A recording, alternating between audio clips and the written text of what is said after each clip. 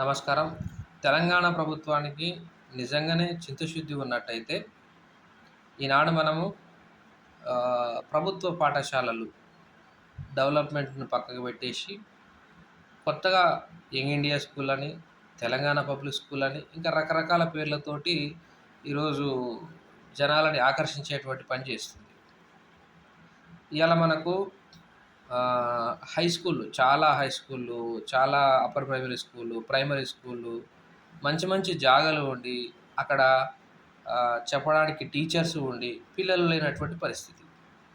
ఇట్లాంటి పరిస్థితుల్లో ఉన్నటువంటి ప్రభుత్వ పాఠశాలలలోనేమో పిల్లలు నిండరు. ఈ ఉన్న పాఠశాలలే నిండుతలేవని చెప్తుంటే, మరోపక్క young India school, Telangana public school అంటున్నారు. ఈ రెండిటిని నడుమన మళ్ళా ప్రైవేట్ స్కూళ్ళ పర్మిషన్‌లనేవి ఇప్పటికిప్పుడు సంవత్సరానికి చాలా పర్మిషన్‌లు ఇస్తుర్రు. వాటిట్లో మళ్ళా వందల, వందల, వేలల పిల్లలు ఉండిపోతుర్రు. ఇక్కడ లోపం ఎక్కడుంది? ప్రభుత్వం దగ్గరుంది.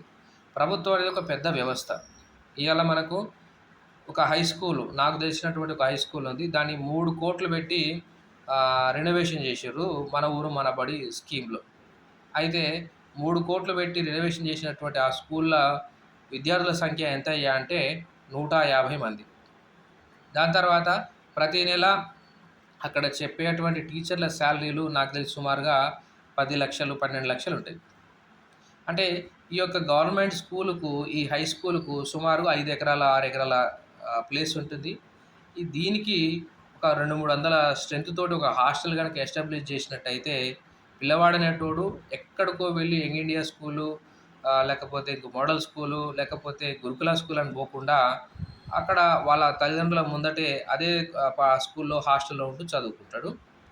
దాంతో పాటు ప్రైవేట్ స్కూలుకు ధీటుగా యూరినల్స్ గానీ, లాబరేటరీస్ గానీ, వాటర్ గానీ, శానిటేషన్ గానీ, అక్కడ ఆయాలని పెట్టడం గానీ చేసినట్టయితే డెఫినెట్‌గా ఈ స్కూళ్ళలో స్ట్రెంత్ పెరుగుతది. ఇవన్నీ ఆలోచించకుండా ఇటు ప్రైవేట్ పాఠశాలలకు పర్మిషన్‌లు ఇచ్చేది మీరే.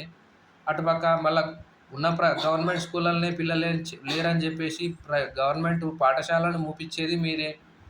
మళ్ళీ మరోపక్క ఈ కొత్తగా యంగ్ ఇండియా స్కూల్‌లు పెట్టి ఇంకేదో చేస్తామనేది మీరే. అంటే ఇదంతా పొంతన లేనిటువంటి మాటలు. ఇలా యంగ్ ఇండియా స్కూల్ అనేవి కేవలం ఈ ప్రభుత్వంలో కొద్దిమంది కాంట్రాక్టర్లకు కాంట్రాక్ట్ ఇచ్చి దాంట్లో కమిషన్ తీసుకోవడానికి తప్ప, నిజంగా పేద విద్యార్థులకు, పేదలకు మంచి చేసేటువంటి విధంగా అయితే లేదు. ఇది వాస్తవం.